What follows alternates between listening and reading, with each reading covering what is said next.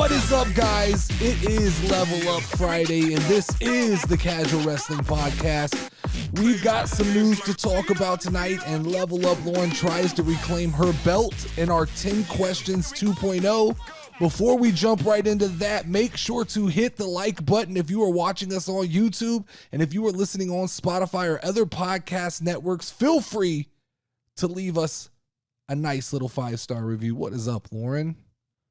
Much. One day out from the Royal Rumble, and I still, everybody told me go buy a TV, but there's just something inside of me that says, hey, wait till the last minute, see if the Royal Rumble tickets come down, and if they do, pounce on it and buy a Royal Rumble ticket. Get inside that building. I've been trying to get you to get that 70-inch. Oh, man, 75. It's a 75-inch TV at Walmart for $548. You're like the voice of reason, though. You're like, we got a projector. We have a new projector. I don't know where we put it, right? Let's give a quick shout out to this week's Patreon producers: Brandon Ruffin, J by Proxy, Muscle Fiend 53, Randall Beatley, OG Ian the Noobs Newberry, and OG It's Zinny. First up, Lauren, let's talk about the man of the hour. Roman Reigns went on the Tonight Show tonight, where he addressed the rumors of him facing off against The Rock at WrestleMania, saying that The Rock is using the excuse he's not going to be ready this year. Roman went on to say that he understands there is a difference in being in ring wrestling shape and weightlifting shape. Lauren, my question for you: will The Rock be at the Royal Rumble tomorrow? And will The Rock be at WrestleMania 39 in Hollywood this year? I don't think he'll be at the Royal Rumble tomorrow, but I do definitely think that he'll be at WrestleMania. I'm torn here. I'm torn because this definitely swayed what I'm going to do in the predictions, but there's a part of me that knows I'm probably being worked. Do you think they let Roman Reigns go on the Tonight Show with Jimmy Fallon, and even do you think they let them discuss The Rock if he's not in some form coming back for WrestleMania? And then I pose this question: if he is coming back for WrestleMania, how do you get to that story without him winning the Royal Rumble? Because the Royal Rumble winner gets to choose the title or gets, and right now they're acting like those titles are won. The Grand Universal Pumbaa Championship, whatever they call it.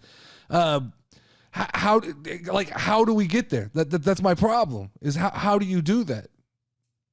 So like maybe something happens and they split the belts up, and then at that opportunity they have the ability to say, well, now we're gonna have a second drawing or whatever to see who gets to win this. Second drawing. I get what you're saying. So you're going off of the idea that Roman will wrestle twice.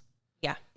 So then under that assumption, somebody wins the Royal Rumble, they challenge for one of the titles, and then The Rock comes in and challenges for the other title. Yeah. That seems like a logical situation. I don't know if that's where they're gonna go. I think Rock shows up tomorrow. I honestly do. There's something about the fact that they announced Cody Rhodes so early, and the fact that there's been numerous articles come out where they talk about they're more than happy with the surprises they have planned for Royal Rumble. There's something about that leads me to believe that they have to have one up the sleeve. And I don't think there's one up the sleeve. I think outside of Cody Rhodes, I think The Rock is the next biggest surprise. It's like Bad Bunny's not going to get everybody excited. Pat McAfee's not going to get everybody excited. Logan Paul, John Cena, people will go crazy for. I think Stone Cold people would go crazy for.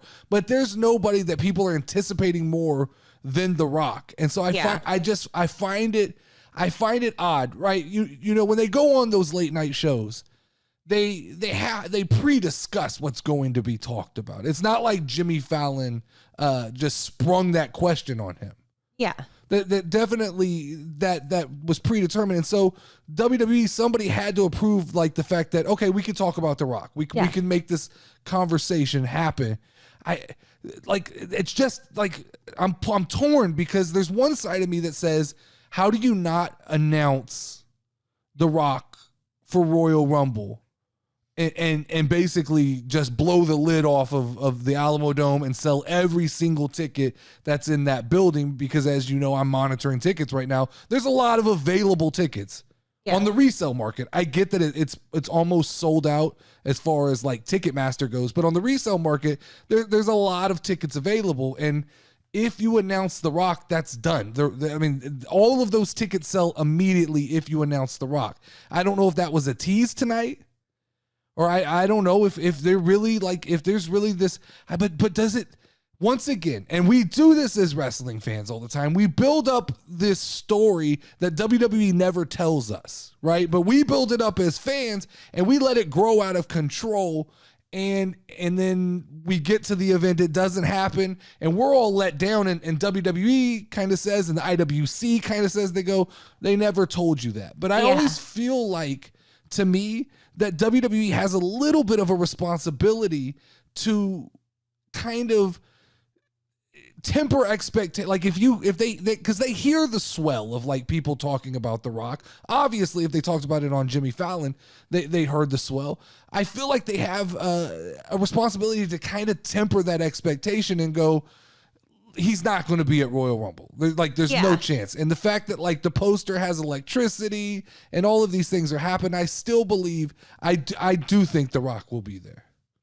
I think he'll be there, and I think he'll be at WrestleMania. I think, how do you do WrestleMania in Hollywood? When you say there, do you mean like physically, yes, or could he go like and show up on the? No, he has to win, screen. And so he'll be number 30, which means all he has to do is come out, and if there's 3 people left, he's got to throw 2 of them over the ropes, right? Because that's how it always happens. 30 comes out, throws the last 2 guys out. It's probably Sami Zayn. What if it ends up Sami Zayn and The Rock? I think that's what you get. Here's a prediction. This is not a prediction. This is a spoiler, as Paul Heyman says. Last 4 people in the Rumble: Cody Rhodes, Seth Rollins, Sami Zayn, and The Rock. What happens is somehow Cody and Seth eliminate each other. They go over the ropes at the same time, leaving Sami Zayn in the ring by himself, waiting on the countdown for number 30. Here it goes, right? 5, 4, 3, 2, boom. If you smell, damn. He comes out, right? Sammy's eyes are fucking big. What am I going to do? They clash. Sami gets close to eliminating The Rock. And then essentially The Rock eliminates one person. That's all he's got to eliminate, Sami Zayn. And now we have a problem. Now Roman's mad at Sami because he couldn't take out The Rock. And it builds up. So there's not a lot The Rock has to do if he shows up. That's my biggest point. Yeah. And then he's got what, 3 months to get ready? True. That's plenty of time. I mean, it's plenty of time to be The Rock. Next up, Lauren, Lacey Evans returned tonight on SmackDown to the ring and made an impressive comeback with a win. Lacey Evans has declared that she will be entering the Royal Rumble match and is ready to take on anyone who comes her way. Lacey, though, is once again under heat with the IWC over her fake out high five to a special needs child during her entrance on SmackDown. Don't laugh at that. Don't laugh at that. You're a bad person. You are a bad person. Come on. She's supposed to be a bad guy. How can you be upset about it? She literally fed into her character. I'm with you. I'm with you. No? Like, so, Yes, I'm not laughing. I'm not laughing at the situation. At the kid. I get he's a special needs kid, okay? But also, from my experience, just with people in general, want to be treated differently. 100%. That's it. You nailed it. So what does it matter that he is a special needs kid? He is a kid. And it wouldn't have mattered if she did it to any other person. You nailed it. I saw all of this bullshit on Twitter with all the, you don't know how that's going to affect him later on in his life. If that affects him, fucking blame his parents for taking him to wrestling, because that's the kind of shit that happens at wrestling. And the wrestlers don't have a responsibility to fall out of character to appease certain people. And I believe, I believe just like you said, that I don't believe that anybody wants to be treated differently. Yeah. I think that he goes to the show thinking, oh my God, I was part of Lacey Evans' entrance. He's got a fucking story to tell. Yeah. He's got a story to tell later on. And I'll go one step farther. The crowd is so critical of Lacey Evans, including myself, the IWC, that I think she's so fucking on pins and needles when she comes out. I would guarantee you she didn't recognize anything about that other than it was a kid. I agree. And I'm Fuck doing you. a heel thing. And I, as much shit as Lacey Evans has kind of eaten from the internet, I just don't feel like she's going, I'm going to fucking assassinate. I'm going to go fuck with that little kid because that's just going to hurt his feelings. And that's exactly what I want to do. And so I think that. It's a fucking mom, bro. Exactly. I just don't. It's this fucking culture on the internet, the IWC. Why I can't stand them is the fact that they will take any small thing and blow it completely out of proportion. She did really good tonight. I mean, I enjoyed watching her. Look, her gear looked way better. Her character makes more sense. I don't know about her being a bad guy, but you know what? I'll ride that train. And if she has a good Royal Rumble performance and comes out of it looking strong, I think she can be a solid character. I thought for the first time in a long time, she looked like a wrestler. Yeah. And not like somebody that was like playing wrestler. Or just like that didn't belong. The whole like thong bodysuit with the low cargo pants was always really, really weird to me. I agree. Let's see what else we got here. Lauren, I wanted to talk to you about, so there's an ongoing conversation on the internet right now. Once again, IWC, but this time the Bella Twins have kind of gotten involved, about the representation of women inside of the WWE. More importantly, the 30th anniversary of Raw. The Bella Twins basically came out and said there wasn't enough celebration of women's wrestling. What were your thoughts on the Monday Night Raw's 30th anniversary, and do you feel like it lacks representation? Fucking representation of the WWE. Once again, it's how I feel about the other situation. It only becomes a problem when you make it a problem. Like, you're important.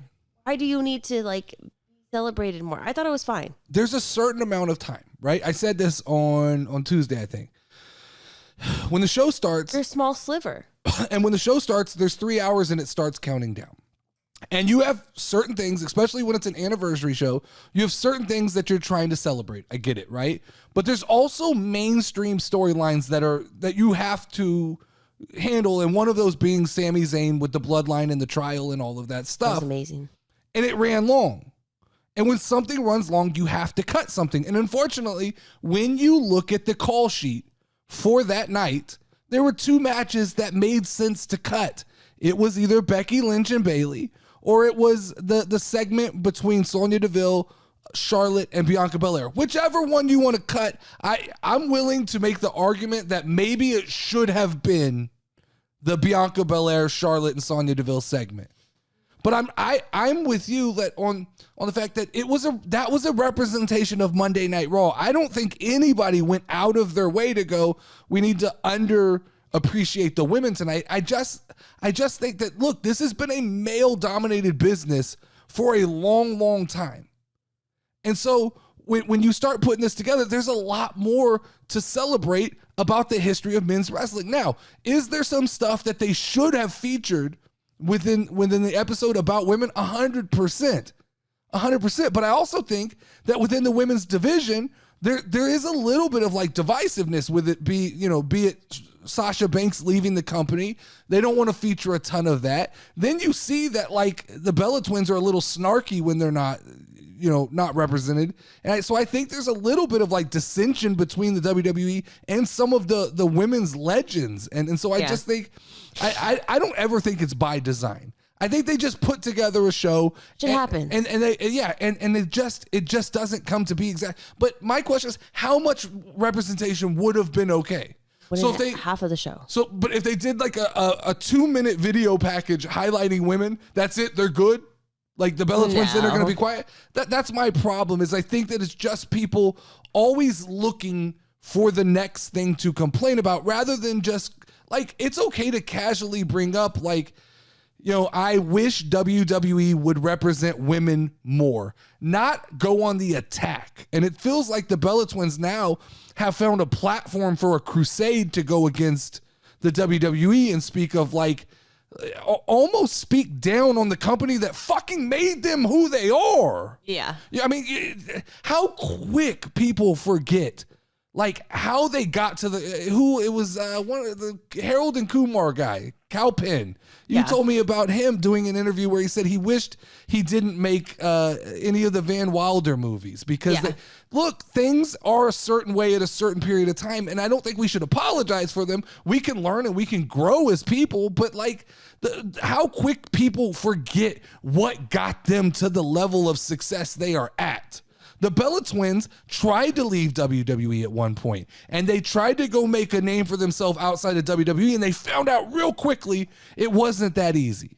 So they came back, and you know what the WWE did? They helped them build a brand and become important. Well, Divas is how I found out who they were. Exactly. But then what it is then they leave, and then it's not enough. You need to celebrate us more. And I'm okay with bringing it up. I'm okay with saying, hey, feel like this should have happened. What do you guys think? But to go on kind of a crusade and a tirade, and then you get the IWC who snowballs into it, and you get all the white knights who snowball into it, and it just becomes this thing, WWE hates women. And I don't feel like that's the sentiment that WWE has. And I don't feel like that they cut a women's match because they were like, we don't want women on television. I think that they literally just looked at the call sheet and go, we got to pick between one of those two. This one's going to be real long. Let's cut that one. So there's a bunch of people tweeting out right now, Lauren, that all of the Cody Rhodes merchandise has completely sold out at the Alamo Dome Superfan shop. Does it surprise you that this many fans right now are still behind Cody Rhodes after even such a long absence? No, it doesn't, because I feel like his return was so dynamic. And the short time that he was able to wrestle before he had the purple titty was so interesting that it had an impact. I'm with you. I'm with you on that. And I'm with you on the, I'm not surprised. Where I am surprised is this idea. There's a sentiment within the IWC. You hear it a lot, right? Once Roman's gone, WWE's screwed. But I start looking around and I see Sami Zayn, I see Cody Rhodes, I see Kevin Owens. I see a lot of potential there that maybe there's not one single person who could carry the weight like Roman Reigns, but it starts to look like there's a collective of people. And Cody Rhodes, I don't understand when people, there's this big gasp from the IWC that Cody can't carry the WWE. He's just not built like that. But I don't understand. I know from people we've been around that we've introduced into wrestling, they immediately fell in love with Cody. There's something about, I think the problem is for Cody Rhodes is that there's kind of this hatred history that follows him, right? There's a certain amount of people who might dislike him for leaving WWE originally, right? Yeah. And then the AEW fans kind of fell in love with him, but then he left them and now they're mad at him. And so I feel like anybody who maybe knows the history of Cody Rhodes, they hold some resentment. But I think anybody who is kind of a newer wrestling fan who gets introduced to Cody, he's Homelander, but not in the sense of like, he's Superman. Better example, the red, white, and blue, right? He's got the neck tattoo and he's a little grittier than Superman, but he's kind of like, he's the all-American guy. And I think that fits in wrestling. Wrestling still, like, they can try all they want to get away from like character tropes, but it's obvious, right? And I kind of saw it tonight on SmackDown. When The Miz came out, The Miz is a character. Oh, yeah. And that's why The Miz works. And so every time I see them try to take Austin Theory and remove the layers that make him a character and just turn him into, I said this the other day, Lauren, and I thought it was funny. Austin Theory's character now is just guy from Gold's Gym. Oh, yeah. 100%. That's what he's become, just cocky guy from Gold's Gym. But that's not, that character's not fun. The phone and stuff made him so dislikable in a good way. Yes. He doesn't need to be, unless you're going to turn him babyface and turn him into the next John Cena, then you can strip him away of all that stuff and make him just kind of a super. But when you're a bad guy character, it works. And so I don't,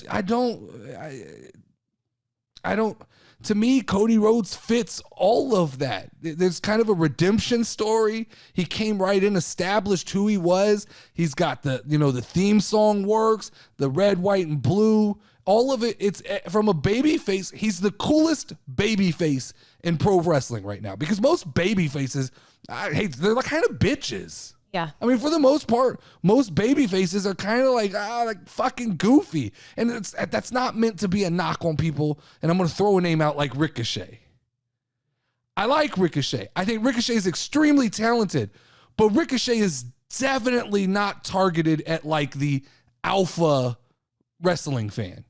No, I think he's very talented, but like there's times where he literally just gets on my nerves. There's a lot of like smiling and goofiness and like, I gotta be happy. Whereas Cody feels like his baby face comes from us like wanting to be behind him on the mission he's on. I kept saying it the last couple of weeks, but in storytelling, you need purpose. You need like an idea of where you're headed.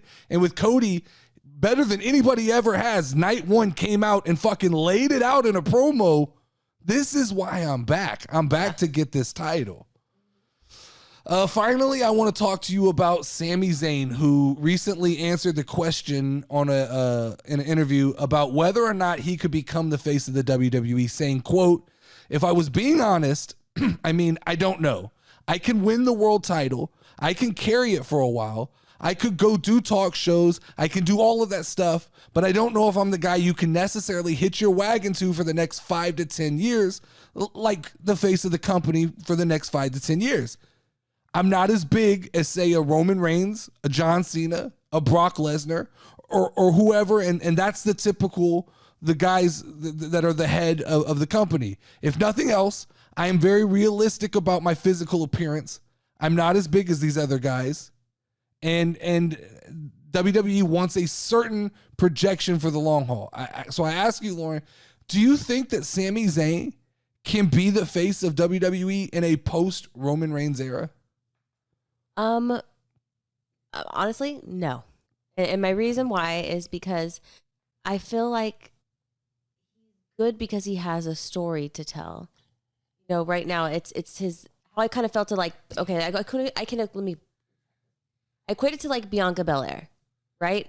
They're interesting when they have a goal to work towards. Does that make sense? That makes sense, but I'm going to disagree that that's what makes Sami Zayn popular to me.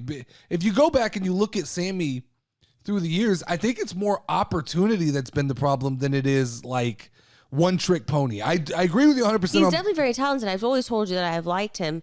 And you know, my only experience of champions is Roman Reigns. So to me, that is what a champion is. So my knowledge isn't very great when it comes to that. But that's the only thing that would come to my mind is like, I couldn't see him fulfilling that in the same way that I've been a little bit let down by Bianca in that sense. So I think it is exactly what I read in that quote. The self-awareness is what would allow him to be a champion.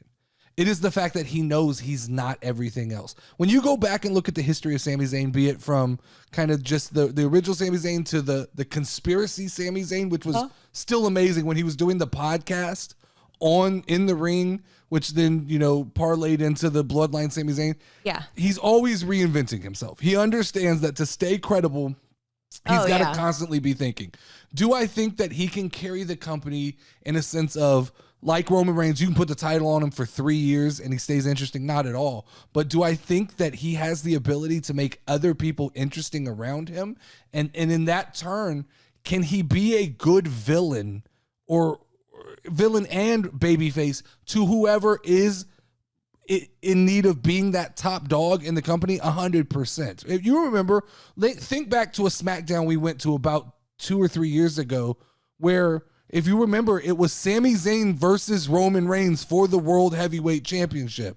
And if you remember, Brock Lesnar came out and like drug him to the ring because he was so beat up. Oh, he held him up. And held him up and did all of that stuff. You remember like that? Yes, I remember forgot about how that. interesting that was. So Sami has had a history of being extremely interesting over and over and over again. And so I think, can he single-handedly carry the company? No. But when you start to put together a collective, a cast of characters, I think between Kevin Owens, Cody Rhodes, Sami Zayn, there'll be other names coming up. You have what it takes to survive post-Roman Reigns. And I believe that wrestling is better when you're not relying on the one guy. when like Cena gets remembered favorably, but there was a time where Cena oversaturated wrestling and people were tired of seeing him every week. And so I think we've gotten to that point with Roman Reigns where some people still embrace him, but there's a certain amount of like IWC people who are just tired. They're done with Roman. They want nothing to do with Roman after this.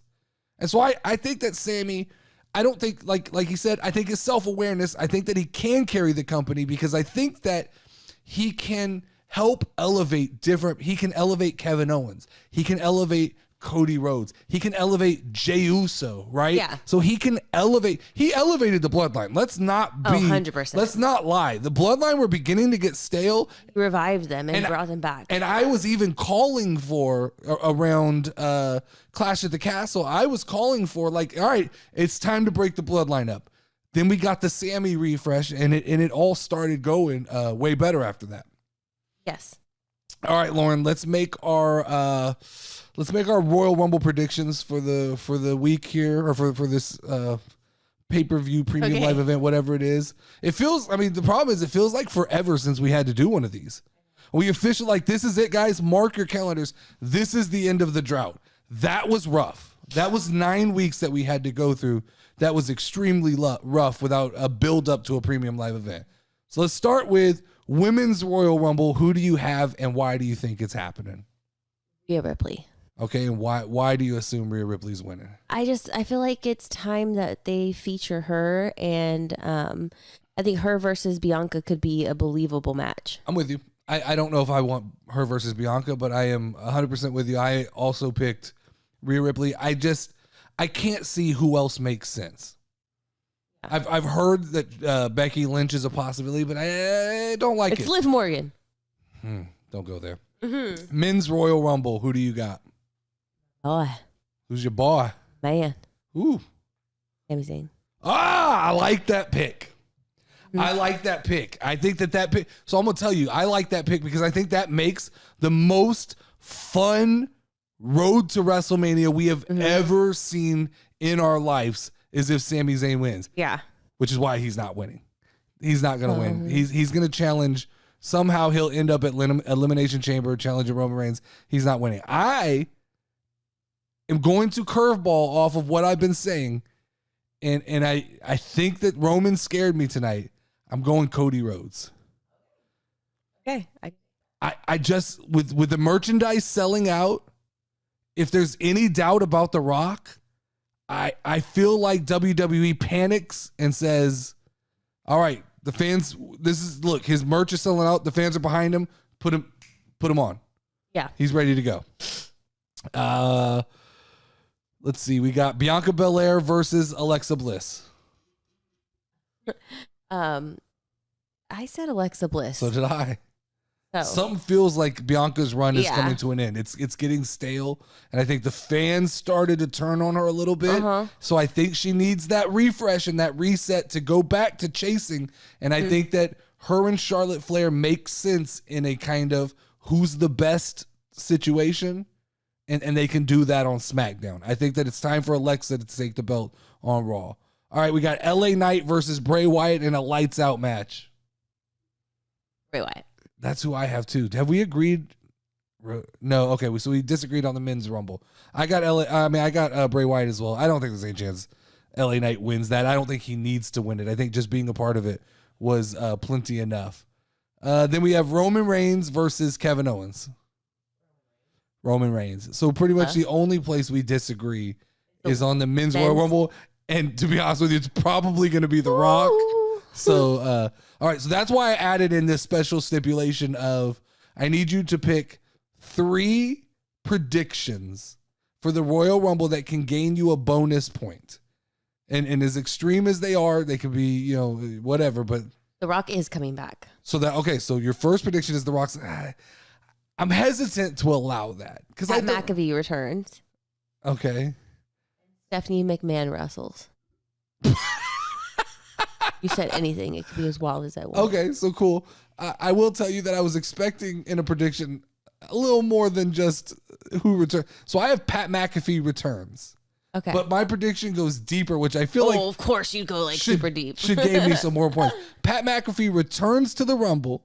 He's eliminated from the Rumble. When he's eliminated from the Rumble, he's going to proceed to sit down at the announce table and announce he's back in WWE.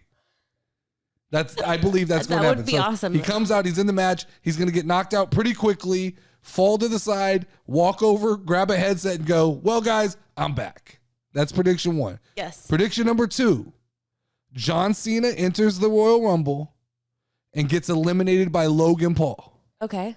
Logan Paul then proceeds to brag about this for the next month on every social media and every news possible that he can get to, which incites John Cena to challenge him to a match, or he's going to coax John Cena into a match at WrestleMania. I like that. And then my third prediction is that Matt Cardona returns to WWE as Zack Ryder, but only to shed himself of that persona. So he will return as Zack Ryder, but as the Royal goes on, you will see more and more of Matt Cardona. And if he continues in WWE, yeah, he'll be like a snake trying to shed their skin. You'll see him like do something in the sense of like taking off the Zack Ryder headband, throwing it down, stomping on it, and converting WWE fans into fans of Matt Cardona and not Zack Ryder. Good. So those are my 3 I like it. predictions for Royal Rumble. So we'll see who comes out victorious. All right, so let's finish the show here with Wrestling 10 questions. Now, this is Wrestling 10 questions 2.0. The belt has been hung above the rafters like a ladder match. Nobody possesses the belt because this is the official start. We got some suggestions from our friend Randall. No, Randall. No, we got some suggestions and I like them. I don't like them.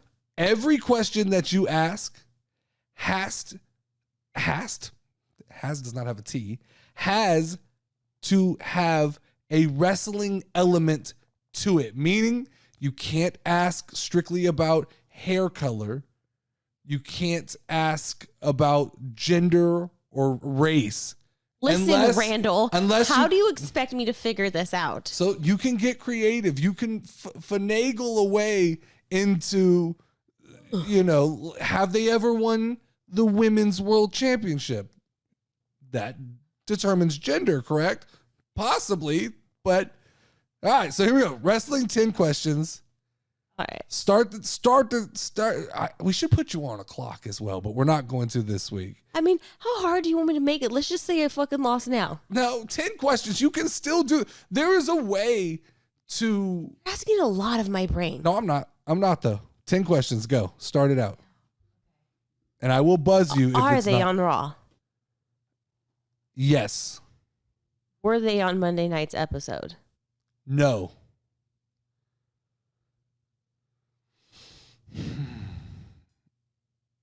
The same questions kind of apply. You're just going to have to be creative with it. Have they ever competed in the women's division? Yes. Why do you look so angry? Okay. When they wrestle,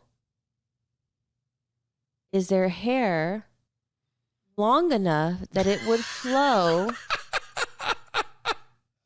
That's not a wrestling question. Around? No, that's not a wrestling question. It on their performance. Like if they had short hair, then it wouldn't tousle when they got. No, I'm not allowed. You can't just throw on when they wrestle in the front of it. Okay. 3. That one didn't count then. Okay. But that's still 3, I think.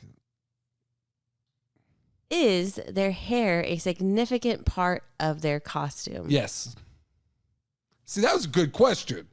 Solid comeback there. Yeah, whatever. Okay. 4. So it's a woman, significant part of everything. Okay. Competed in the women's division. Now, am I allowed to ask about their race? No. That does not pertain to wrestling questions. Have they ever performed in New Japan Wrestling? Have they ever performed in a place of Asian descent? Yes.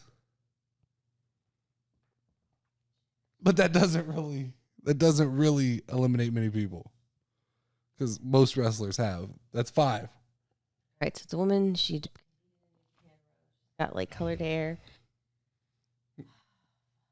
Come on. Oh. Mm-hmm. Are they part of a group?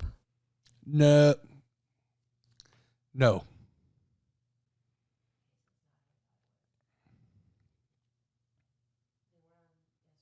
No. Come on, man. Have they taken a leave of absence from the company for a minute? Yes. Did one of their partners leave the company?